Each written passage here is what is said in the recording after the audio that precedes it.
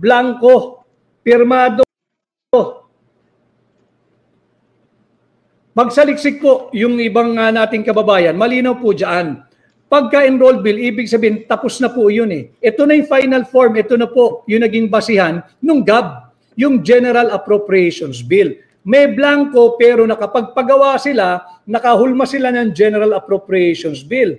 At yung General Appropriations Bill na yan, ang kakapal na muka, sinampa sa tanggapan ng Pangulo. Ang problema, kahit may nangangalampag na ang sambayan ng Pilipino na unconstitutional budget siyang pipirmahan mo, pinirmahan pa rin. Yan ang problema dito sa ating gobyerno ngayon sa ilalim ng Marcos administration. Kay MacTreb, ang Malacanang kasi ang naglalagay ng mga halaga sa mga blanco. MacTreb, pupunta tayo dyan. Ito na nga po yung ating pag-uusapan, yung blanco. Ang dami pong blanco. Ulitin ko, hindi pwedeng blanco po kasi ito mga kababayan. Sapagkat sinabi na nga ng saligang batas, tanging ang House of Representatives o yung mababang kapulungan lamang ang may karapatang magpasa at magmula ang lahat ng appropriations bill. Huwag na po natin pag-usapan muna yung tariff, revenue, hindi po yung mahalaga yun. Ang pinag-uusapan po natin yung budget, yung appropriations bill. So, sino ang naglagay ng mga halaga rito? Kung ito'y iniwan na blanco at ito po ang final na report ng BICAM, ayan po, pirmado nila eh. Pumipirma po ng blankong cheque ang mga ito. Delikado tayo rito. Kay Kikay, ayan po, panay blanco. Huwag ko kayo masyadong maniniwala doon sa napapakinggan nyo. Ayan po, pinakikita ko sa iyo, blanco. Yan po, blanco. Sino ang nagpuno ng blankong ito? Again, kahit sino pa yan, ang tinatawag po natin doon sa Bicameral Conference Committee ay yung third house o yung third chamber. Mayroong lower chamber, may upper chamber. Nakialam po itong Bicameral Conference Committee, kaya tinatawag siyang third chamber. Unconstitutional po yan. Kay Laila Pag, sino po yung tinutukoy nyo na fourth chamber? Darating tayo dyan, Laila Pag. Meron pong fourth chamber. Sino yon? Hindi rin po natin lahat alam, sapagkat yun ang dapat nating singilin. Sino ang nagpuno ng mga blankong ito? Tapos na po eh. Pirmado na. Sarado na. Yung committee report, tapos na po. Hindi pa pwedeng itanggi ito, pirmado eh. At ito pong kopyang ito ay hindi lamang si Congressman Sid Ungabang may kopya. Ito po ay pinadalhan ang lahat ng mambabatas at pinadalhan ang lahat ng senador via email. So public document po ito.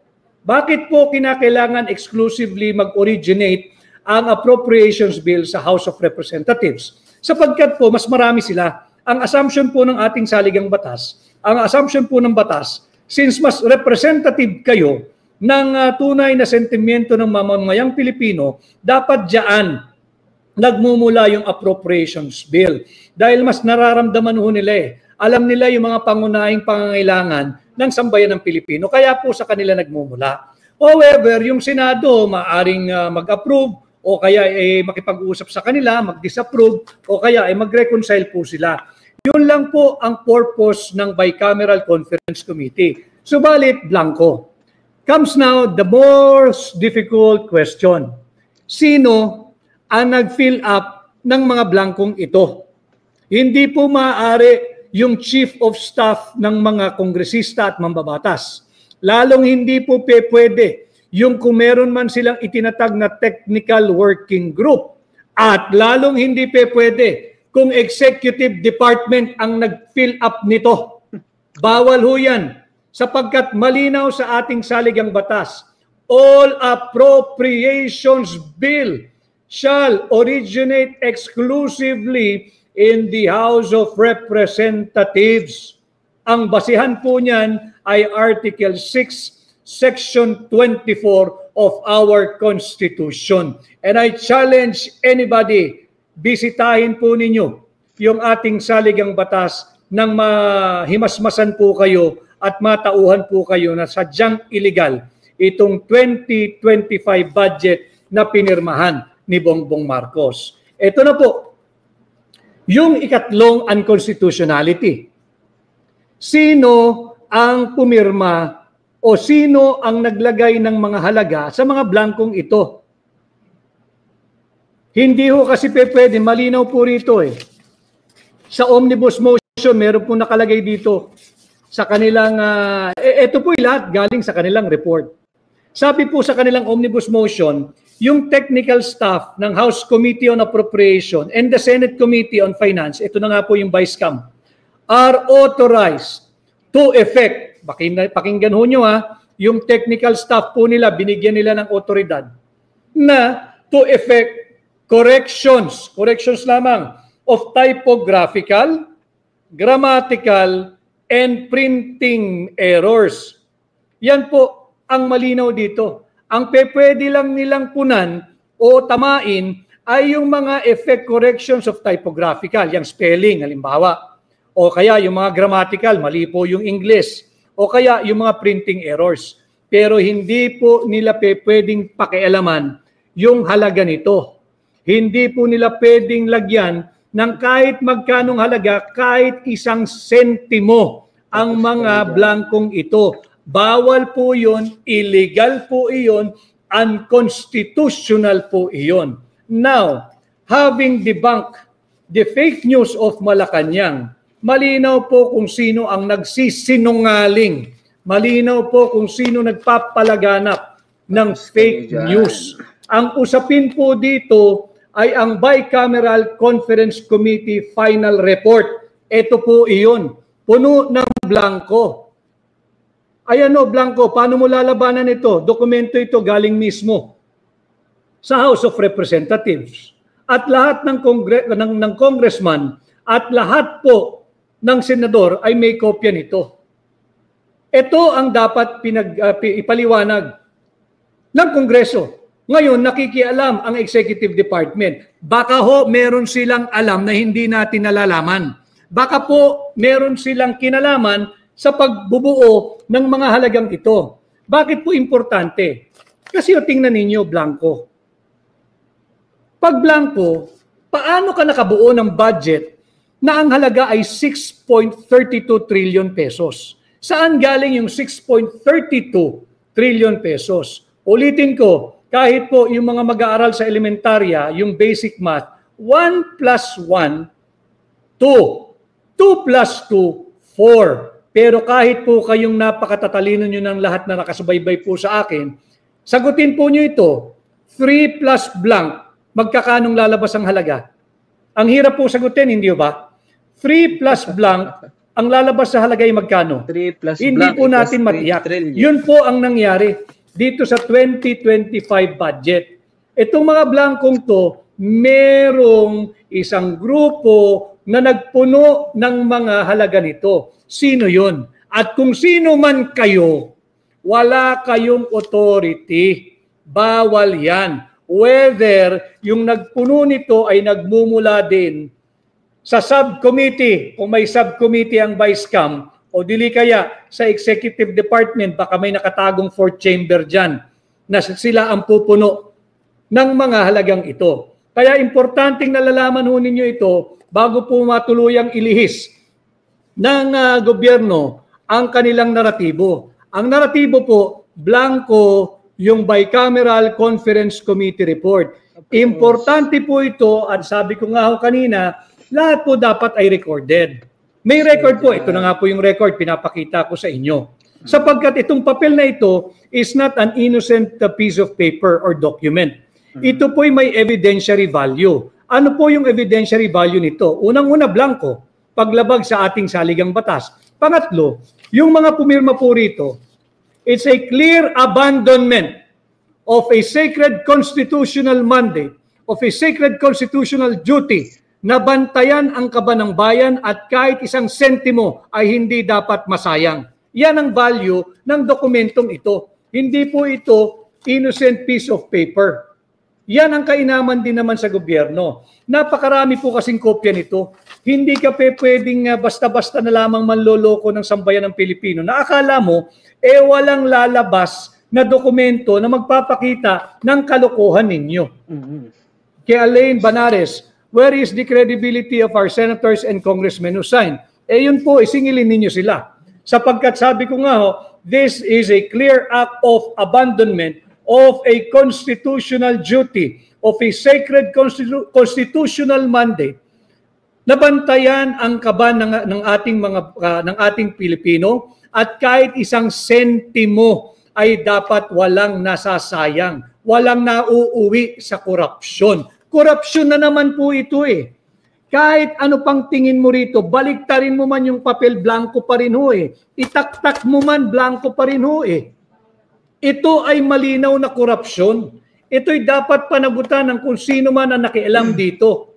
Kung hindi ang vice cam, sino ang nagpuno ng mga halagang ito? Hindi po ito papiso-piso ha. Hindi po ito papiso-piso. Bilyong pisong halaga po ang pinag-uusapan dito. At kahit ito'y papiso-piso lang, hindi pa rin po ito uubra. Bawal po ito. Halimbawa, dagdag ko lamang bago ko basahin yung mga nagbibigay ng mensahe. Halimbawa po, merong ipinasang isang criminal law, bagong batas kriminal. Pwede ba ang nakalagay doon na ang karampatang parusa ay imprisonment of 1 month to blanco? Ibig sabihin, bahala na yung judge kung hanggang kailan ka makukulong. Yun po ang kaparehas na sitwasyon ito. Pag merong nagpasa ng isang batas kriminal at ang penalty ay pagkakakulong at ang nakalagay doon na duration ng pagkakulong ay mula 1 buwan hanggang blank, problema po tayo. Kung ilagay doon 1 buwan hanggang habang buhay, kahit ang krimen mo naman ay napakababaw, hindi po pwede yun. Para lang maliwanagan kayo na yung ginagawa nila ay palusot. Palusot na lamang. At hindi nga silang dapat sumasagot dito yung Malacanang. Not unless alam ninyo, not unless kayo ang nagpuno ng mga blanco. Dapat ang sumasagot dito ay yung mga mambabatas. Yung galing po sa hanay ng Kongreso at Senado. Yung galing po sa Vice Cam. Sila dapat magpaliwanag. Bakit kayo nagpasa ng isang final committee report? Bakit ninyo pinirmahan? Bakit ninyo rinatify? Bakit ninyo inaprubahan? Blanco. Sila ang dapat magpaliwanag. Subalit, nagdali-dali po ang Malacanang at sila ang nagpapaliwanag. Di mabuti din po yun. Tanungin natin, kung sinasabi nilang walang blanco yung GAA, yung General Appropriations Act, yung budget po ngayon 2025, di mabuti. Pero sagutin ninyo, sino nagpuno ng mga blankong to para hindi kayo magblanko sa GAA? Final report na po ito ng Vice Cam. Sino ang nagpuno ng mga blankong ito? Kanino galing yung mga halaga na napunta doon sa final form ng GAA na unconstitutional pero pinirmahan ninyo? Yun ang sagutin ninyo. Hindi yung sasabihin ninyong fake news. Fake news, ayan o, blanco, pirmado. Lying, paanong lying? Ayan o. Hindi naman sinabi ni Pangulong Duterte na blanco yung GAA. Ang blanco, eto. Yung basihan ng GAA. Ang dapat mong tanungin, pagalitan mo tao mo, paano napunan yung GAA ng halaga? Sino naglagay ng amount doon? Bawal yun. Sapagkat Kongreso lamang ang maaaring maglagay. Alam mo yan, galing ka, mambabatas ka dati. Dapat alam mo yan. Kaya Noy 25 New, dinidefend ni Marcos ang mali. Impeach is the key. Noy 25 New. Babanggitin natin yung impeachment. Yung mga nakatakda na magsagawa ng rally. Ang rally naman ay para sa political persecution na impeach Inday Sara daw. Ito, yung pagpirma mo ng isang GAA na base sa blankong dokumento. Ito, anong stand nyo rito? Ano stand nyo rito? Ito ang dapat in-impeach. Ito ang ka-impeach. Yeah. At yung mga nakapirma rito, may pananagutan po itong kriminal sa ating batas. Impeachable offense. Hindi ka pwedeng pumirma ng isang tama si Pangulong Duterte. Hindi ka pwedeng pumirma ng isang blank check para sa ating taunang budget. Tama rin si Inday Sara, si Vice President Inday Sara Duterte sa kanya naging pahayag. Hindi talaga marunong yung nasa Malacanang magpatakbo ng gobyerno. Pipirmahan mo.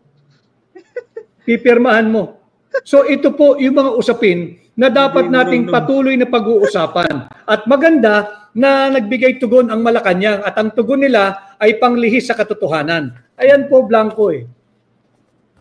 Ayan o, wala hong fake news dito, pirmado eh. Kasalanan ninyo dyan sa Malacanang, kinakailangan ko nang ipakita yung mga pangalan dahil sinasabi ninyo, nagsinungaling si Pangulong Duterte. Paano nagsinungaling? Blanco ho. Ang dapat ninyong pinagsalita, itong mga ito. Hilig nyo kasing magsalita agad. Ayan o. Yan ang dapat yung pagpaliwanagin. Bakit kayo ang nagsasalita on behalf of the senators and congressmen? Meron ba kayong kinalaman dito? Meron ba kayong kinalaman dito? Ako'y nagtatanong lang. Dahil salita kayo ng salita, kayo nagtatanggol, meron ba kayong kinalaman dito? Kayo ba ang nagpuno ng mga blanco? Kayo ba naglagay ng mga halaga? Kayo ba nagsara ng mga figures? Sapagkat, hindi ho pwedeng pumasa yung budget ng may blanco. Ulitin ko, kahit ho ang batang paslit, yung ba estudyante po sa elementary, kayang-kayang sagutin yung 1 plus 1, 2 plus 2, 3 plus blank, mahirapan. Kahit po yung nagmamasters na sa mathematics o yung specialty niya ay math na, mathematician na. Tanungin po ninyo, 3 plus blank, hindi po niya kayang sagutin yun. At lalong hindi naman pwedeng 3 plus blank, ang lalabas pong figura ay 6.32 trillion pesos. Ito'y malaking pangbubudol na naman sa sambayan ng Pilipino. Huwag po tayong pumayag, mag-ingay po kayo, pera niyo po iyan. Linoloko po tayo. At bukod dyan, ma-segue ko lang. Ang PhilHealth binigyan po ng zero budget for this year. Zero. Walang binigay na pondo. Samantalang, meron pong branding campaign ng Department of Tourism. Department of Tourism, may branding campaign. Yung position po nila kung paano ma-market ang Pilipinas bilang puntahan ng mga turista. Binigyan po agad-agad ng 500 million pesos ng Malacanang ni Bongbong Marcos.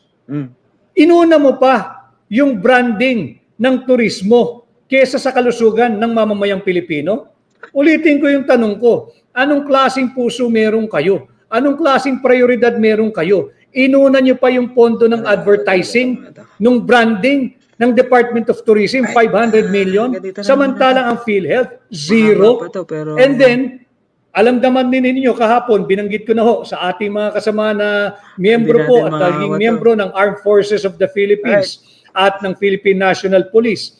Naglabas po ang inyong respect